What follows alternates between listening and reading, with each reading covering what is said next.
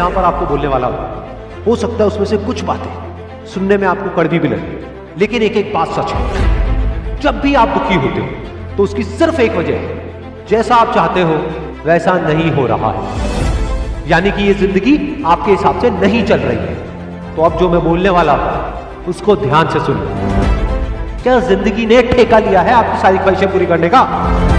क्या जिंदगी ने आपके साथ कोई एग्रीमेंट साइन किया था कि वो सिर्फ और सिर्फ आपके हिसाब से ही चलेगी? अरे मेरे भाई, चाहते आपकी है, ख्वाहिशें आपकी है, तो अगर उसको पूरा करना है तो उसकी जिम्मेदारी भी आपकी है। अरे जिंदगी को कोई फर्क नहीं पड़ता है कि आप चाहे जियो या मरो, लेकिन अगर आप जीना चाहते हो तो अपनी जिंदगी को दोष देना बंद करो और खुद को इस लायक बनाओ कि जो भी आप चाहते हो वो खुद चल करके आपके पास में है। अपने दिमाग को सॉल्यूशंस पे फोकस करो, प्रॉब्लम्स पे नहीं। बैठे बैठे बस रोते मत रहो कि मुझे ये नहीं मिला, मुझे वो नहीं मिला, मुझे ये चाहिए, मुझे वो चाहिए। अरे भाई, अगर रोना आ भी रहा है तो रो लो, मन को हल्का कर लो, लेकिन उसके बाद अपने अंदर से अपनी पूरी एनर्जी से बोलो, बस अब बहुत हो, अब मुझे आगे बढ़ना। अभी तो मैंने ठीक से जिंदगी की शुरुआत भी नहीं करी है, अभी तो आगे पता नहीं क्या क्या करना है। आपके अंदर ताकत की कोई कमी नहीं है, बस उस ताकत को पूरी तरह से समेट कर इकट्ठा करना है और एक जगह पर फोकस करना है। और याद रहे, फोकस रास्ते पर करना है, मंजिल पर नहीं, क्योंकि अगर मंजिल के ख्यालों में ही खोए रहे तो रास्ते से भटक जाओ, लेकिन अगर ध्यान रास्ते पर रहा तो आज नहीं तो कल मंजिल को जरूर पाओगे। रास्ते में एक नहीं, हजारों मुश्किलें आएंगी, लेकिन चाहे कुछ भी हो जाए, किसी भी हालत में रुकना नहीं है, बस चलते रहना।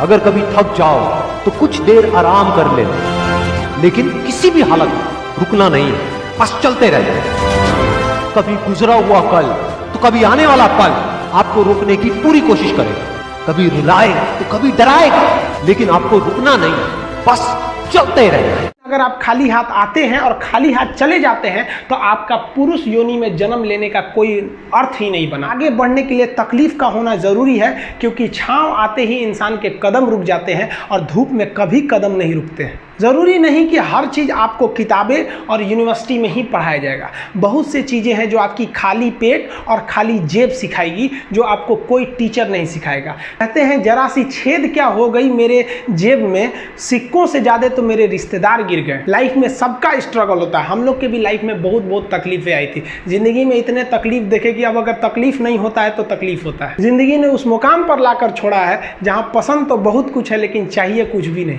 लोग कहते हैं कि खाली हाथ आए थे खाली हाथ जाओगे, गलत बोलते हैं। लोग भले खाली हाथ आते हैं, लेकिन जब जाते हैं तो अपने साथ कुछ संस्कार, कुछ यादें छोड़ जाते हैं। एपीजे अब्दुल कलाम खाली हाथ तो आए थे, क्या खाली हाथ गए? हमारे जितने देश के लोग हैं उन देशवासियों के लिए एक प्रेरणा के स्रोत बन गए हैं। लेकिन अगर आप खाली हाथ आते हैं और खाली हाथ चले जाते हैं तो आपका पुरुष योनि में जन्म लेने का कोई अर्थ ही नहीं बना। अपनी मंजिल को भुलाकर जिया तो क्या जिया, है दम तुझ में तो उसे पाकर दिखा। लिख दे खून से अपनी कामयाबी की कहानी और बोल उस किस्मत को कि है दम तो मिटा के दिखा।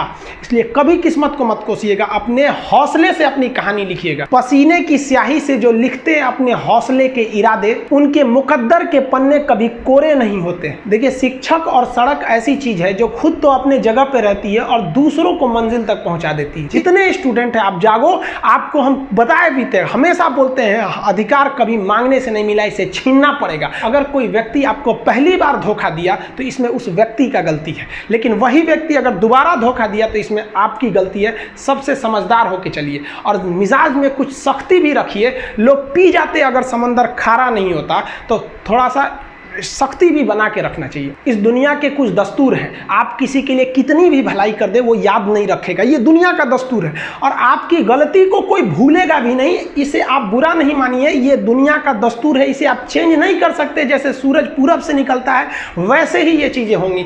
लेकिन हम आपसे कहते हैं, आप दुनिया में आज कई लोग होते हैं दूसरे को लगते हैं सिखाने, आप क्यों दूसरे को बार बार ज्ञान देने लगते हैं? आप अपने आप को क्यों ज्ञानी समझने लगते हैं? दूसरे को सुधारने की कोशिश मत कीजिए, बल्कि खुद सुधरिए। आपके सुधरने से हो सके कि पृथ्वी से एक बुरा इंसान सुधर जाए। आप समाज में जहाँ भी रहेंगे तो आपके पास बहुत सारे लोग आएंगे, कुछ गलतियाँ भी करेंगे, कुछ अच्छा काम भी करेंगे। जब भी किसी की प्रशंसा कीजिए तो पूरी महफिल में कीजिए कि ये व्यक्ति ने अच्छा काम किया। लेकिन अगर किसी की शिकायत या उसकी आलोचना करना है, उसे डांटना है, तो उसे अकेले में समझाइए और डांटने के बाद उसमें इस तरह से कर दीजिए, उसमें प्रशंसा मिला दीजिए। कोई गलती कर दिया, मान लीजिए आपका छोटा भाई नहीं पढ़ाई किया, गलत कम नंबर लाया, तो उसे डांटिए कि, लेकिन अकेले में डांटिए कि इतना कम नंबर क्यों लाया। फिर उसे उसी में एक पॉजिटिवनेस जोड़ दीजिए, तुम्हारे में इतना मेहनत, हम इसलिए डांट रहे हैं कि तुम कर सकते थे लेकिन क्यों नहीं किए।